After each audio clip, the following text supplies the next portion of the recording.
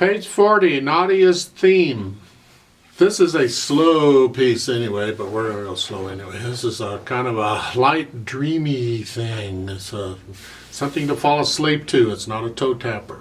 Let's talk about the right hand first. The first couple measures, your thumb's on D, right? They recommend second finger on the A to go up to the high D. I recommend third finger on the A. I like this better than this. This to me is a stretch. I like this. This is much more versatile fingering, so I recommend third finger on that A for the eighth note. Yeah.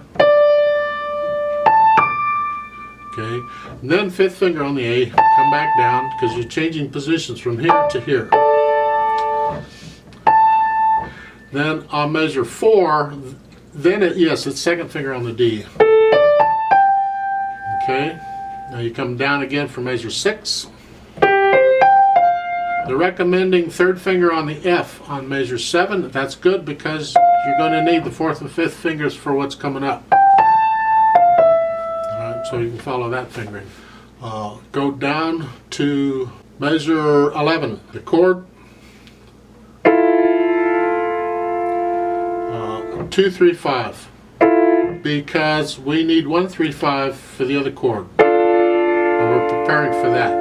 So we're using the 2 for the E and the 1 for the D. This happens throughout, same fingering throughout. That's a good fingering, use that one, okay? You may want to try different fingerings, don't. Use that fingering, this is a good one. Experiment if you want to, but use this fingering. When you get down to measure 15, same thing, you have same fingering, and then you got to slide up to the fall board and get the B flat chord. That is a B flat chord. It's a 1 chord in B flat. This piece is in C major, but that chord right there. You come back out from measure 16 when you don't need the B flat, and then go back in when you do it.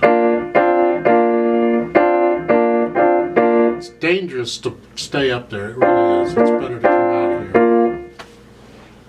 Now for measure 18, look out, because you're down here and you don't have any time. Those are eighth notes. Alright? You got to go from here to here quickly. You may have to practice that move. Just go from here and work that out. Of course, you got to look down at the keyboard for this one because this is a pretty big jump. And then on those eighth notes, for that last eighth note, second finger, because of what's coming. Alright? On measure 20, the eighth notes, second finger is fine. Measure 23 and 24, and those eighth notes, they're going here.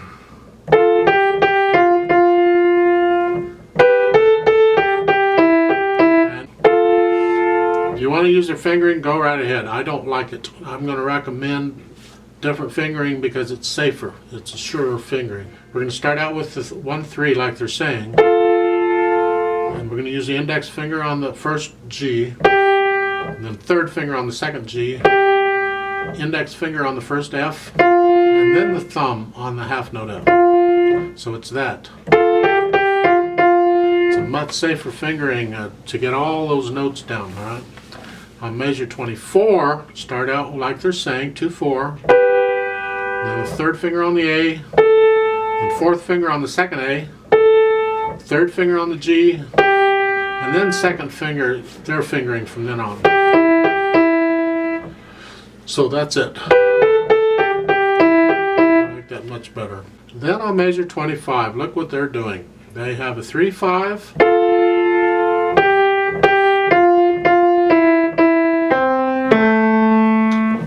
yeah.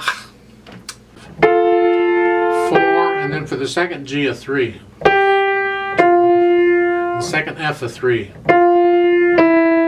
and for the second E a 4, then a 2 on the C and a 1 on the A. So it's that.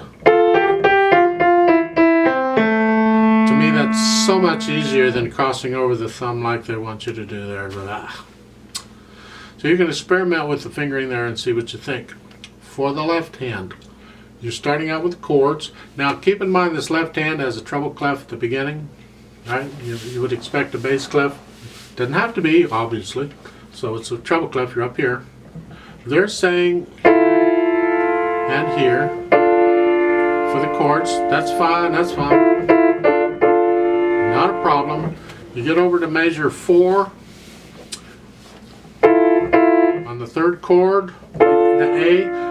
Play the A and then get the thumb out of the way because the right hand needs that key because it's melody, so you're here. So you got to get the left thumb out of the way. Otherwise, your right thumb will trumple on it. And, wow, trumple, is that a word? I don't know. Same thing for measure 6. When you're down here, get your thumb out of the way on that G on the third chord because the right hand needs that key. Okay? On measure 10, going into measure 11, you're changing to bass clef. So on measure 10, you're up here. And then going on, it's bass clef. You got to go down to here. Put your thumb on the A. Bottom of page 40.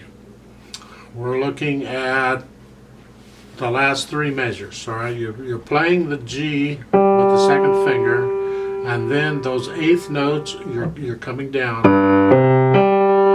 I recommend using a 3rd finger on the F because that sets you up for what's coming better than what they're doing. And then 2nd finger on the G, thumb on the A on the last measure, 3rd finger on the F, and 4th finger on the E. It just falls under the fingers so nicely. You don't have to do what they want you to cross over. Ugh. No.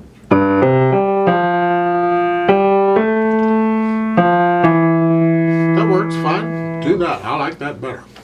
Then finally, I want to mention briefly measures 32 going into 33. Okay, and measure 32, you have that B flat chord again. And where did you get your treble clef back? Treble clef came back between measures 26 and 27. You see it? Because you were down here in 26, and then treble clef, that shoots you back up here, like at the beginning. Then on measure 32, you have these chords, and the B flat. But on measure 33, it's these chords. It's a B natural, because that B flat only applies to that measure. Then the last 2 measures, both hands, look at the fingering. Very carefully we work this out. We have, starting in the left hand, we have the A, the E, the A. And the right hand does the C, the E, and the A. And then the left hand, there's a little LH there. They don't have to have that LH there because the stems tell you it's left hand, crosses over and does the 3, 2, and then the right hand can do the top note, or you can leave the right hand there and play the top note with the left hand since it's there. It's up to you. They're probably intending for the left hand to do it. Otherwise they would have put an RH on there. Now, in music notation, if you're familiar with music notation at all, the stems would do this whether right hand or left hand was playing is not important. But a lot of music will indicate the hand to play by the stems going up and down. This thing, they're following the rules for stems going up and down, and that is all the notes from the middle line up, the stems go down, and anything below the middle line, the stems go up. And that's what they've done here. But the stems can also be used to indicate which hands they want you to play it or think you should play it. It's always an optional thing. You can figure out yourself which hands you want to play what. Play the whole thing in one hand if you want. Okay, I don't care. So just carefully follow what they're suggesting is fine. Last note, I'm going to hold for 8 counts because it's got a fermata on a whole note. So I double it when I'm with a metronome. The pedaling is all legato pedaling pretty much throughout. There's a couple places where it's not, where you lift it up or you're not going to play it, not going to use it. But otherwise it's legato pedaling throughout. That's what that simile means at the top of the line, or at the top of page 40. By the pedaling indication, they have a simile there. You have another one over on page 41 that tells you just keep doing what you're doing. Now when I play it with you, I'm going to play it without pedal because you can hear the notes better. 4/4 time. I'll give you 4 counts. Let's try this out. Left hand starts out here. Right hand is here. Okay.